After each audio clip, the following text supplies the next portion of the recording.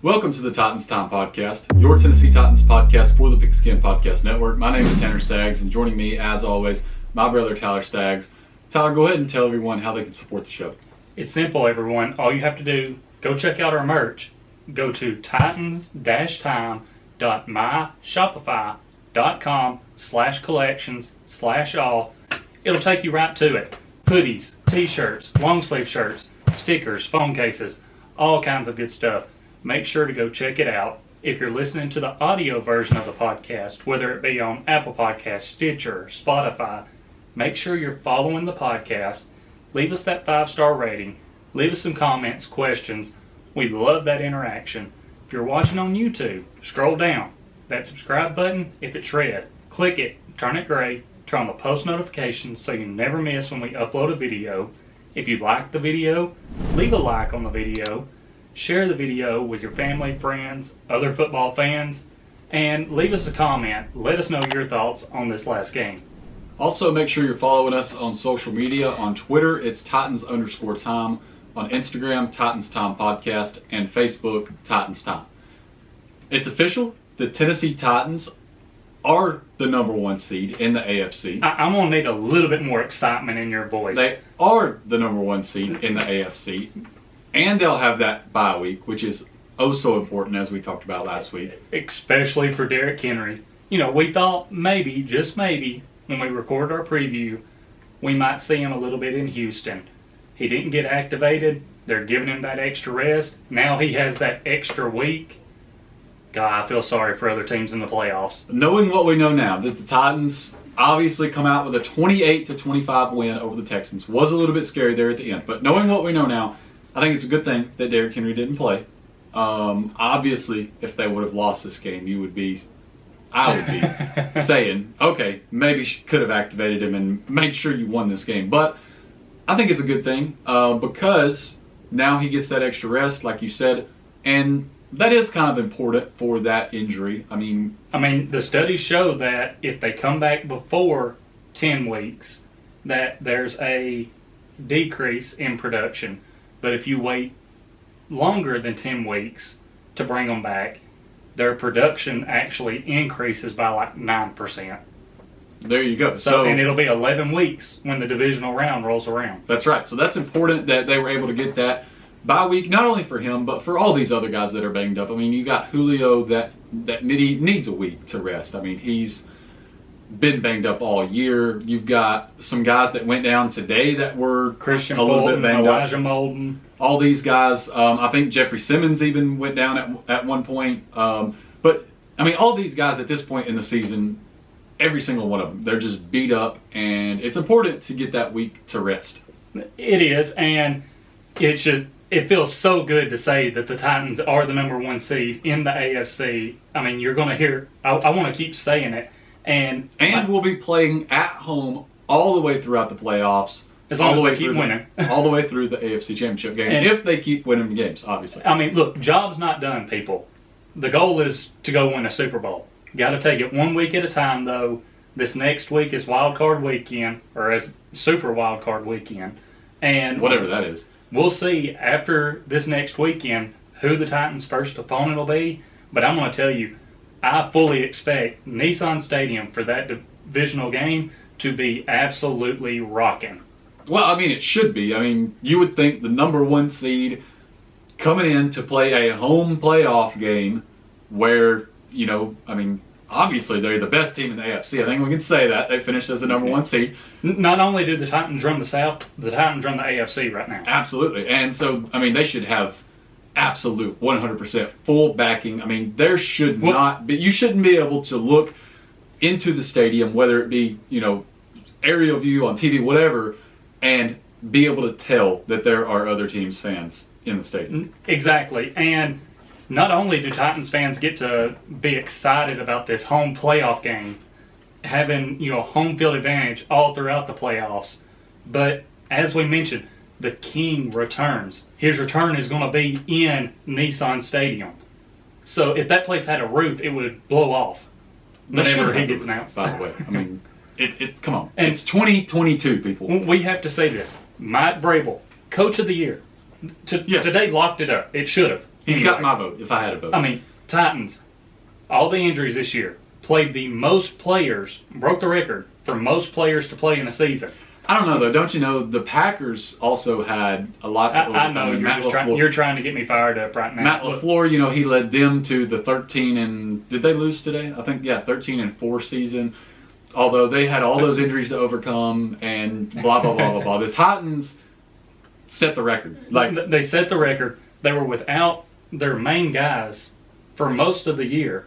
Vrabel still found a way to rally them, bring them to these wins, and just that next man up mentality. Not only does he take them to win the AFC South division, he takes them to the number 1 seed in the AFC. Yeah, I think he's coach of the year. No question about that.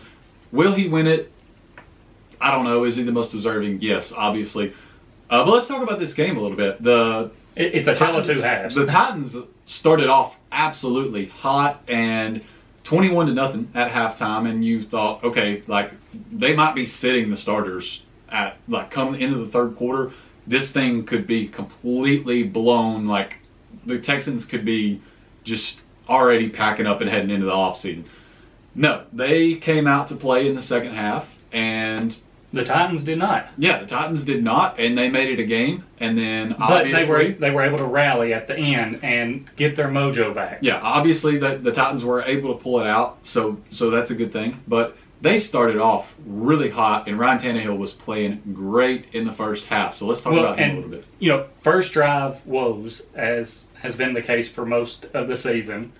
Couldn't get anything going. But then finally started getting a little bit going. One play call I want to talk about ended up not counting because of the penalty. But bringing Jeffrey Simmons in on offense, and I'm just going to tell you, as a lead blocker, dude made a hole. I want to see that play in the playoffs. He just has to remember to report. Yeah,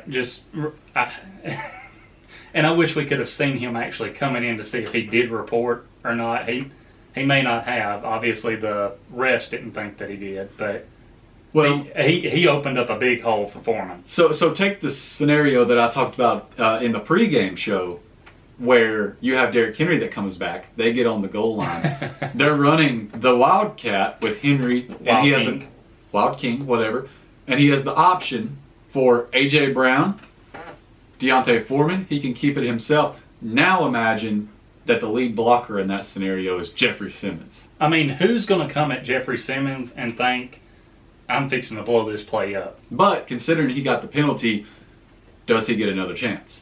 Who knows? He will. I feel like. I think there's even more plays with him down near the goal line that Vrabel and them haven't shown yet. Yeah, probably so. I mean, when you have a guy that big, there's almost endless opportunities of what you can do. And you look at practice, videos of them at practice. You have Jeffrey Simmons out there sometimes running routes and catching passes and everything. I mean, that would be something we would remember forever in the playoffs if Jeffrey Simmons is out there catching touchdown passes near the goal line. Yeah, absolutely. I mean, but he looked like a pretty good lead blocker today. So he did. And, before that touchdown drive, the Titans had missed a field goal, and Bullock missed it bad. Yeah, he needs to get his confidence together and obviously his leg together as well before the playoffs, because that's another good thing about having this extra week. That dude needs to be glued to the field, kick after kick after kick, until he's tired of kicking and doesn't even want to see football anymore. He's going to be important in the playoffs. I mean, here's the thing. It's not like he's been terrible this season. He's been really good. Yeah, he's been great. But now is not the time to start missing field goals. Exactly. So, you mentioned it. Ryan Tannehill was just lighting it up in the first half. I mean, 3 touchdown passes in the first half. I think you can give Tannehill the MVP award for this game. Oh, yeah, 100%. You have to give it to him because everyone was talking before the game. The announcers, the last time these two teams played, Ryan Tannehill, career high in interceptions, this and that. And Tannehill was thinking, we talked about it being a revenge game for Cunningham. This was like a revenge game for Tannehill because he's like, okay, I'm going to show y'all that was a fluke that week. I'm coming out here on fire, and going to light this defense up in the first half. Well, the most important thing for him this week was that he had a almost full arsenal back. AJ, Julio, and obviously Derrick Henry wasn't out there, but Deontay Foreman's kind of coming to his own. Nick Westbrook played an awesome game. So, he had some weapons, and they were making things happen, and, it was just going well. I'm excited that Tannehill has a game like this under his belt going into the playoffs. I feel like he needed that confidence because, he's put together a few games in a row where the stat line has kind of been not looking so great. Even if he didn't turn the ball over a whole lot, there's just not a lot there. So this was good for him to put up a good game like that. It was. And, the first touchdown drive for the Titans, they went 94 yards to score on that. We got to see Julio involved in the first half quite a bit. There may have been a couple of times that he was missed in the first half there, but you pretty much So the play with Jeffrey Simmons, that was obviously on the first touchdown drive for the Titans, got called back, and who do they go to but Ferkser, and the guy. Possibly one of his best games, if not the best game for him on the season. Oh, for sure. He would, if he got his hands on the ball today, he was catching it, and he took a couple shots for it. But it was nice to see him get that first touchdown of the game. Yeah, because he's been a guy that obviously we've been kind of disappointed with so far this season. Other than he's had the occasional touchdown here and there. He had the one that was wide open last week, and wide open today too. There was nobody around him. He left the linebacker in his tracks. But he made some other important catches, on pretty important drives, and like you said, he got stuck on them. So, and he held on to the ball. So that's something else he's had a problem with. So it seems like things are kind of coming together offensively. The defense, we'll talk about them once we get into the second half, but as far as the offense, they put together a really great first half. Well, the defense did too the first half. Yeah. That's what I'm saying. Once we get into talking about the second half, we'll talk about the defense a little bit more. But in the first half, they were great. And one guy that I really thought played great today was Zach Cunningham. He sort of was all over the place and making really good plays, good whether tackles. Whether it be on defense, special teams, whatever. Yeah. And so getting back to talking about the Titans' offense, because like we said, it was 21-0 at halftime, so the defense was doing their job. And the Titans, for their second touchdown, they're driving down the field. I think this was another long drive for them, 85 yards. And it was funny because right before they score, and we'll get into this a little bit more later, you're like, I need that A.J. Brown touchdown. I need it. And it was like clockwork. Right after you said that, who else does Ryan Tannehill find other than A.J. Brown? And just the yards after catch, man, he spun around, was able to get to the pylon, in, touchdown, Titans up, 14-0. Then, again, defense doing their job, not letting the Texans get anything going, and NWI gets in on the action. Ryan Tannehill was like, you get a touchdown, you get a touchdown, you get a touchdown.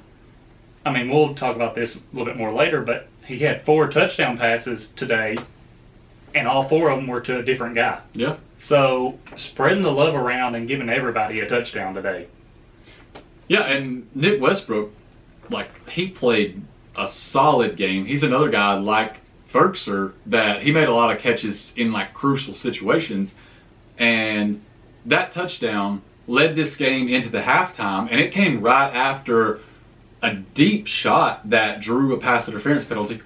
We won't talk about whether or not we think that was pass interference. It was it's one of those calls that if it would have been called against the Titans, we would have been very upset about it because, all honesty, the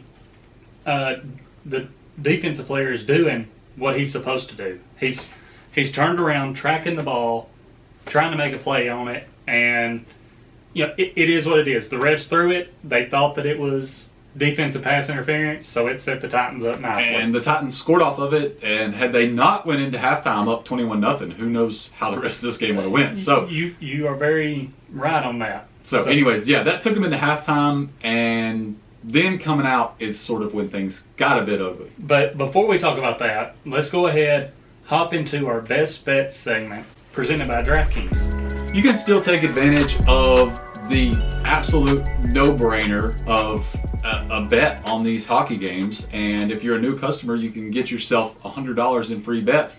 All you have to do is bet just $1 on any NHL game and win $100 in free bets. If either team scores, they're bound to score. They have to. The game can't end without it, so it's free bets. I mean, you can't lose it. So if you're a new customer, make sure you take advantage of this. All you have to do is you use promo code TPPN. Download the DraftKings Sportsbook app now. Use promo code TPPN. Throw down $1 on any NHL game and win $100 in free bets if either team scores a goal. That's promo code TPPN this week at DraftKings Sportsbook, an official sports betting partner of the NFL. Must be 21 or older. New customers only. Minimum $5 deposit and $1 wager required. One per customer. Restrictions apply. See DraftKings.com/sportsbook for details. Gambling problem? Call 1-800-GAMBLER. And one of your best bets that you threw out there, and guys, this is why this is not betting advice, because both of us went 50% on the day for our bets, and I think this moves me to 14 of 26, if I'm remembering correctly, and it moves you to 7 of 26. But one that we both thought was a lock, and I even said it on our last episode that I put money down on it as soon as I seen it, was a weekly special that they had. It was A.J. Brown scoring a touchdown and Harold Landry having at least one sack. And that's why you were pulling so hard for that A.J. touchdown. You got it early, and I was like, Harold Landry's going to get a sack. I mean, it's going to happen. But it ended up not happening. I mean, he was close a couple of times, but Mills was he was getting the ball out so quick, and for the most part, the Texans' protection wasn't bad. Yeah. I mean, they did pretty good. So that ended up killing that weekly special. Lost some money on that. But your other best bet, I'll let you dive into that. Yeah, over 42 points and easy cash money. I mean, there was a little while you were nervous about it because the Titans' defense was playing so good. Yeah. So in the first half, it was kind of like, okay, I don't know, the Titans may have to get this one by themselves.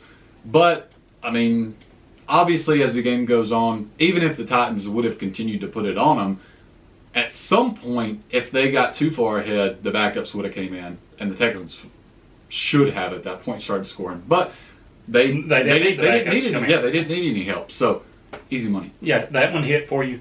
My two, the first one, I had Mills throwing an interception this game, and there was one time he was really close because the ball got batted at the line of scrimmage, and I think if David Long didn't slip, he probably picks it off. It would be very close, but that one ended up not hitting. But I said this. I said it's time for him to get a touchdown that actually counts. I feel like it's this game. He should already have one on the season. And we're going to say Julio gets his second touchdown of this season.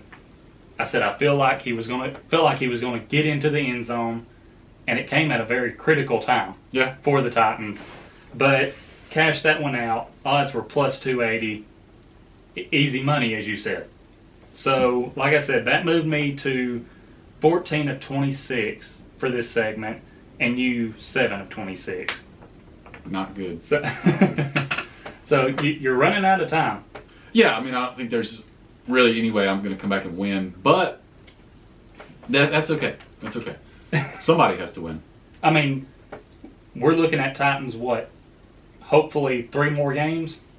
So if you're talking about 3 more games, even if you got all of them right and I got all of them wrong, that would move you to 13. Yeah. And I would have 14. So I'm out of it there. I'm taking the crown this year for the best bets. I might have to throw together some type of parlay for double points, something like that, just to try to come back and win. But it's not likely. So, Hey, it is what it is. I'll take it. So now we can jump back into talking about this game, talking about the second half. I think you were out of the room when the second half first started, and the Titans opening play of the second half, they take a deep shot to Julio. It's a play action pass, and Ryan Tannehill, I mean, just barely overthrows Julio. If he hits him in stride, Julio probably has a walk-in touchdown to start the third quarter, and that would honestly probably have been the nail in the coffin then. We would have had to have worried about how the rest of the game went. Yeah, I mean, I don't know. The Texans, like, it just seemed like everything that they were doing on offense after that point was just working. Like, I don't know why. And obviously, I guess if you went back and you looked at the film, you would probably see the reasons why. But it was just like they would just somehow, some way, everything that they did was going right. And I don't know, maybe the NFL flipped that switch and they were like, no way we're letting the Titans cover this. Or maybe they wanted things to be interesting towards the end of the game because it did have playoff implications. Don't know. Not saying the NFL's rigged, but there's a case to be made for it here. No, I'm just playing. But anyways, like, the Texans just kind of had things rolling. But yeah, if they would have been able to get that long touchdown right off the bat, like you said, I didn't see it, that probably would have changed the tone of things in the second half. But props to the Texans for coming back and making it a game. Yeah, I think it would have, any momentum that the Texans started gaining after the Titans' first punt of the second half, like, I don't know that they would have gained any of that. But that's how the Titans started the second half, was ended up going 3 and out, and the Texans got the ball and end up scoring off of, I mean, it was just a very well executed flea flicker. And, yeah, you know, you had Jackrabbit who come up and bit, Byard come up and bit on the run. Running back just tossed it back to Mills, had a guy wide open. I feel like, you know, I made this comment later when they showed the replay to you. Fulton was the only defensive back who stuck with his guy. Yeah. And wasn't fooled by it, but it was an easy 28-yard touchdown. I mean, the guy had no one near him. Jackrabbit got back there to him after he made the catch and was pretty much already falling into the end zone. So it was easy enough for him. The flea flicker is a good play if you can keep the protection for long enough to have a decent shot at getting it down the field. Well, and if your receiver sells it just right, because that's what happened is the Texans receiver he sold it perfect. He went up like he was going to get somebody with a run block, and last second turned on the jets to got himself a touchdown out of it. So then the Titans get the ball back, and I'm trying to make sure I look at this right. Yeah, first down run, there's illegal chop block, moves them back. Second down, or replay first down, they run. Second down, Tannehill runs up the middle, fumbles, but there was an offensive holding. Titans had recovered the ball, so they get called back again. Second down, Titans run. Third down, Titans throw short of the sticks, have to punt again. So you're like, okay, scores now 21-7. Defense, just come out there, do your thing. Don't let them get any momentum going. Texans are able to go down, kick a field goal. 21-10. You're like, okay, not bad. Titans offense is going to get things rolling here. Yeah, they're not going to come back by, kicking field goals. Yeah, like, Titans aren't going to open the second half by punting 3 drives in a row. But guess what? They did. The Titans opened the second half by punting 3 drives in a row. And this time, the Titans aren't so lucky. Danny Amendola tore this Titans defense up in the second half. Revitalized his career today. Like, he had 0 receiving yards in the first half, and in the second half, he ends up with over 100. And not only does he start tearing them up, he gets the touchdown for the Texans, and then catches the 2-point conversion to bring it to a 3-point game. They call it the octopus, apparently, according to the announcers. I had never heard that, and when I heard it, I was like, what in the hell are they talking about? And then, it kind of makes sense because it's 8 points. It does make sense, but at the same time, it's like, okay, what is this dude smoking in the booth? It's like so weird. It's like, what are you doing? So then you're like, okay, the Titans, they have to answer here. I mean, the Texans are on fire. They brought this down to a 3-point game after the Titans being up 21-0. Surely the Titans aren't going to let the number one seed. Yeah, the number one seed in this game just slip out of their grasp. And they put together a drive where Tannehill goes Houdini, somehow escapes a sack.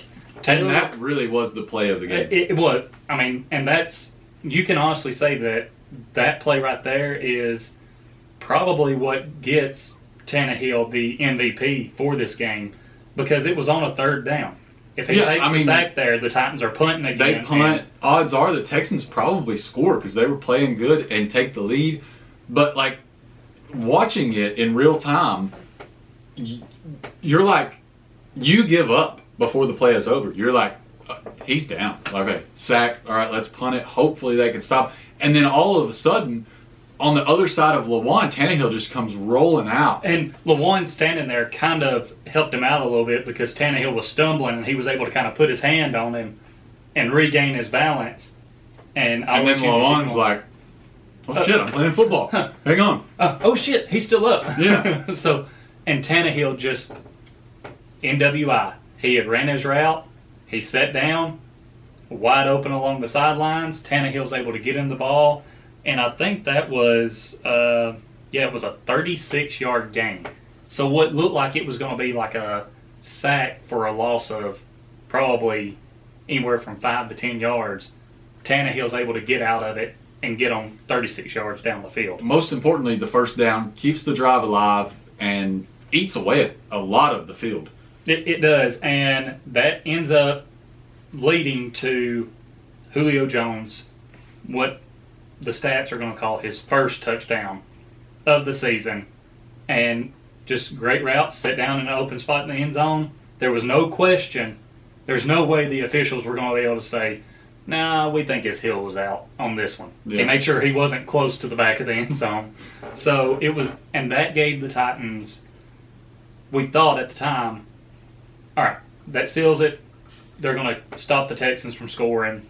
But Texans get the ball back, and who else but Amendola again is able to, and this is a drive where the Titans, I think, had their injuries where Fulton went out, so Chris Jackson kind of moves to the outside.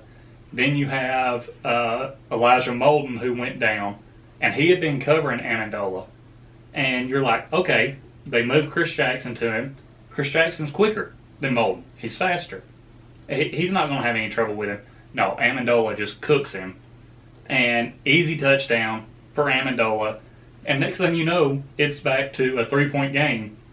Titans get the ball, and you're like, please, just find a way to go down and score or find a way to run out the clock.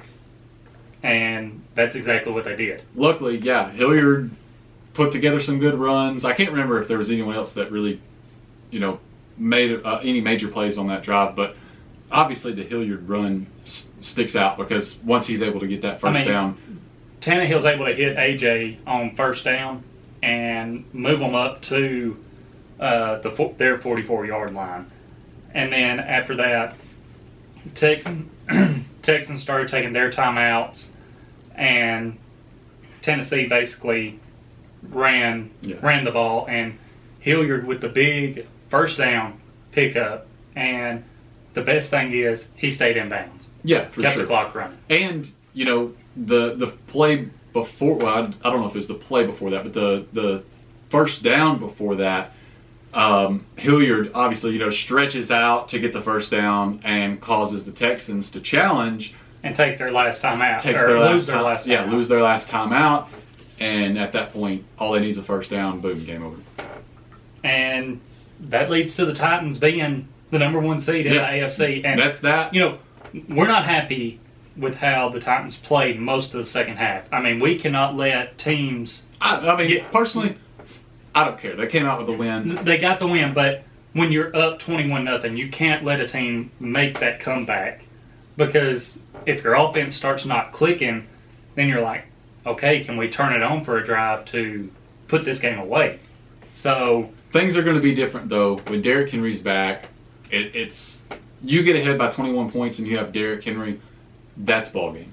Yeah, I can agree with that. So now just getting ready for the playoffs and waiting after this next weekend to see who the Titans are going to play. Yeah, it's going to be nice not to have to stress about the Titans playing this next weekend. That's true. Do you have anything else? I think that's it. Thanks for listening. Hope you guys enjoyed the show. This has been Titans Time, and as always, tighten up.